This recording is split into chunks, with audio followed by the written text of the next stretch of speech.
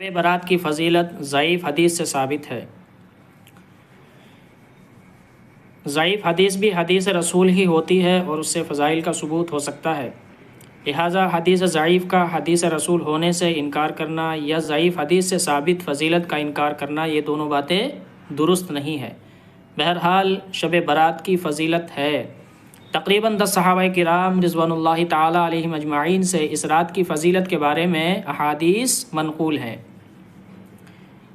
ایک روایت ہے، حضرت عائشہ رضی اللہ تعالیٰ عنہ فرماتی ہیں کہ ایک مرتبہ میں نے رسول کریم صلی اللہ علیہ وسلم کو اپنی آرام گاہ پر موجود نہ پایا، تو میں تلاش کے لیے نکلی تو میں نے نبی کریم علیہ السلام کو جنت البقیع یعنی قبرستان میں موجود پایا۔ پھر آپ صلی اللہ علیہ وسلم نے مجھ سے فرمایا کہ آج شعبان کی 15ویں رات ہے، اس رات میں اللہ تبارک و تعالیٰ آسمان دنیا پر نزول فرماتے ہیں اور قبیلہ بنی کلب کی بکریوں کے بالوں کی تعداد سے بھی زیادہ گناہ گاروں کی بخشش فرماتے ہیں۔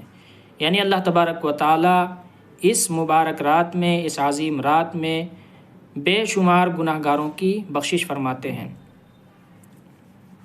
اس رات میں اللہ تبارک و تعالیٰ بہت سے بندوں کو جہنم سے چھٹکارا دیتے ہیں، جہنم سے بری کر دیتے ہیں۔ ایک دوسری روایت میں ہے کہ اس رات میں اللہ تبارک و تعالیٰ تمام مخلوق کی مغفرت فرما دیتے ہیں سوائے 7 لوگوں کے۔ ان 7 لوگوں کی اس رات میں بھی مغفرت نہیں ہوتی۔ نمبر 1 مشرک، نمبر 2 والدین کا نافرمان، نمبر 3 کینہ پرور، نمبر 4 شرابی، نمبر 5 قاتل، نمبر 6 تکبر کی وجہ سے شلوار کو ٹخنوں سے نیچے رکھنے والا، نمبر 7 چغل خور۔ ان 7 افراد کے علاوہ، ان 7 اشخاص کے علاوہ اللہ تبارک و تعالیٰ اس مبارک رات میں تمام مخلوق کی مغفرت فرما دیتے ہیں جب تک کہ یہ اپنے جرائم سے توبہ نہ کر لیں۔ ایک روایت میں ہے، حضرت علی رضی اللہ تعالیٰ عنہ سے منقول ہے اس رات کی فضیلت کے بارے میں کہ اس رات میں عبادت کیا کرو اور دن کا روزہ رکھا کرو۔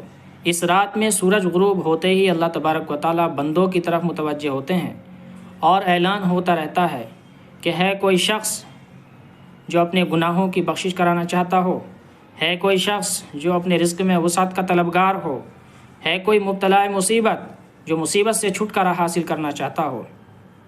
تو ان احادیث کریمہ صحابہ کرام رضوان اللہ تعالیٰ علیہم اجمعین اور بزرگان دین رحمہم اللہ کے عمل سے اس رات میں 3 کام کرنا ثابت ہے۔ نمبر 1 اموات کے لیے، مردوں کے لیے دعائے مغفرت اور ایصال ثواب کا اہتمام کیا جائے، لیکن یاد رہے اس کے لیے قبرستان جانا ضروری نہیں ہے۔ رسول اللہ صلی اللہ علیہ وسلم سے ساری حیات مبارکہ میں صرف ایک مرتبہ جنت البقیع میں جانا ثابت ہے، اس کے علاوہ آپ کبھی نہیں گئے اور جانے کی بھی ترغیب آپ نے نہیں دی۔ لہٰذا اگر کوئی زندگی میں ایک مرتبہ اتباع سنت کی وجہ سے، اتباع سنت کی نیت سے قبرستان میں چلا جائے تو یہ باعث و اجر و ثواب ہوگا۔ البتہ قبرستان میں جانے کو لازم سمجھنا، ہر سال جانے کو لازم سمجھنا اور یہ سمجھنا کہ بغیر قبرستان میں جائے شب برات نہیں ہوگی اور اس کو شب برات کے ارکان میں داخل کرنا، یہ درست نہیں ہے، کیونکہ رسول اللہ صلی اللہ علیہ وسلم سے جو چیز جس درجے میں ثابت ہو اس کو اسی درجے میں رکھنا چاہیے، اسی کا نام دین اور اتباع ہے۔ دوسرا کام، اس رات میں نوافل، تلاوت، ذکر و اذکار کا اہتمام کیا جائے۔ نفل ایک ایسی عبادت ہے جس میں تنہائی مطلوب ہے، یہ خلوت کی عبادت ہے، اس کے ذریعے انسان اللہ کا قرب حاصل کرتا ہے۔